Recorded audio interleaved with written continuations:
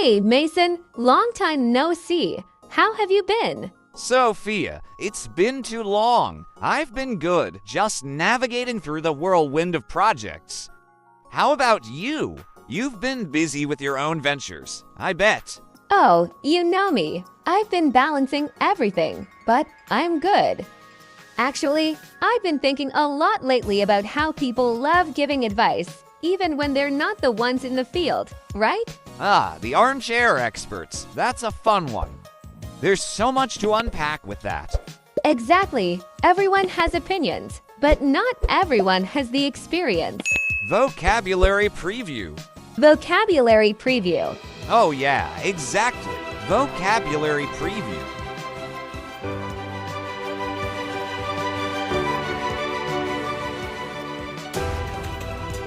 Before we dive into our conversation, let's quickly go over some key phrases we'll be using today. These will be helpful when we talk about armchair experts in the business world. Right. So first, armchair expert. It refers to someone who gives advice or opinions on a subject they don't have personal experience with. We'll also talk about constructive criticism, which is feedback intended to help improve someone's work. And don't forget practical experience, which means hands-on knowledge you gain from actually doing the work. Then we have critical thinking, which is the ability to analyze facts to form a judgment.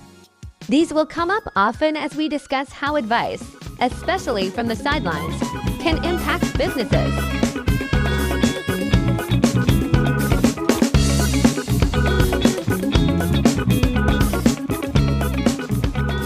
So Mason, let's start from the beginning. Have you ever encountered an armchair expert in your business life? You know, someone who's never stepped foot in your industry, but suddenly becomes the go-to source for advice. Oh, all the time. There's always that person who reads a few articles and suddenly knows everything about sales strategies or leadership. They'll confidently tell you, oh, you should do this or that, without really understanding the practical side of things. Exactly. It's one thing to read about leadership or hear about it in a podcast, but it's completely different when you're in the trenches, dealing with real employees, real customers, and real consequences. Right, and I feel like the advice they give often lacks depth. They don't see the nuances that come with day-to-day operations. Sure, it sounds great to implement a new strategy you read in a book, but how does that align with the company culture or the specific challenges we face? That's a great point. I think what really separates genuine business leaders from armchair experts is that practical experience. It's not just about knowing the theory. It's about knowing how to adapt that theory to real-world challenges. Totally. And you know what's interesting? I don't think armchair experts realize the ripple effect their advice can have. It's not always harmless. Bad advice, even if well-intentioned, can lead to missteps in a business. Yeah, and what's worse is when people start taking that advice as gospel. It can distract from actual, actionable solutions. Have you ever had a situation where someone's advice led to confusion or a setback in one of your projects? Oh yeah, I had this client once. They were all about improving sales, and someone an armchair expert, of course, convinced them that the best way forward was to change their entire customer onboarding process. Long story short, they overhauled everything, and it confused their long-term clients. We ended up spending months trying to fix the damage. That sounds frustrating. Sometimes these so-called experts come from a good place, but they just don't understand the intricacies of what they're talking about. Exactly. It's like giving directions without knowing the map. They're well-meaning, but they don't realize the impact of their words. I think, at the core, it's all about intent. Sometimes you just need to pause and consider, are they offering advice because they care, or are they just trying to be heard? That's true. And don't you think it's a bit about validation too? Some people just want to feel like their opinion matters. I think so. Everyone wants to contribute.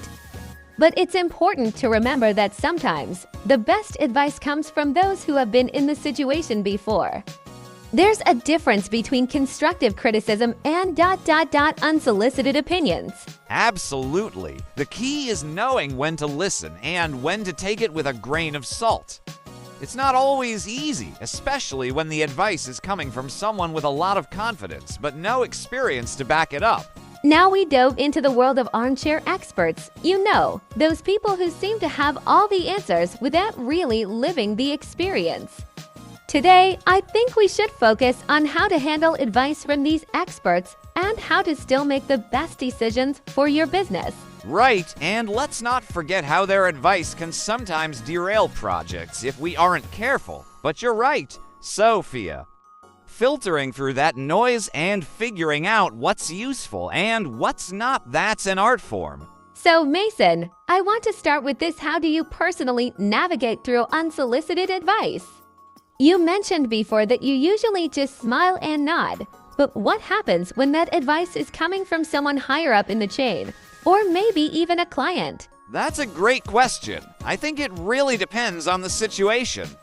If it's a client, especially one who's paying for a service, you obviously can't just dismiss their input. What I usually do is validate their concerns first. I'll say something like, "I see where you're coming from," or "That's an interesting perspective." Then I find a way to gently steer the conversation toward practical solutions based on my experience. That sounds smart. It's like you're respecting their opinion without necessarily committing to it. Exactly. You have to strike that balance. It's important that people feel heard, but you don't want to make sudden changes based on advice that could backfire. And what if it's a higher up? You know, like when your boss gives you advice that you know isn't going to work. How do you handle that? That's tougher. When it's someone in a position of authority, you have to tread carefully. I try to present data and real-world examples to back up my concerns. If I can show them why their suggestion might not be the best course of action, it usually opens up a dialogue.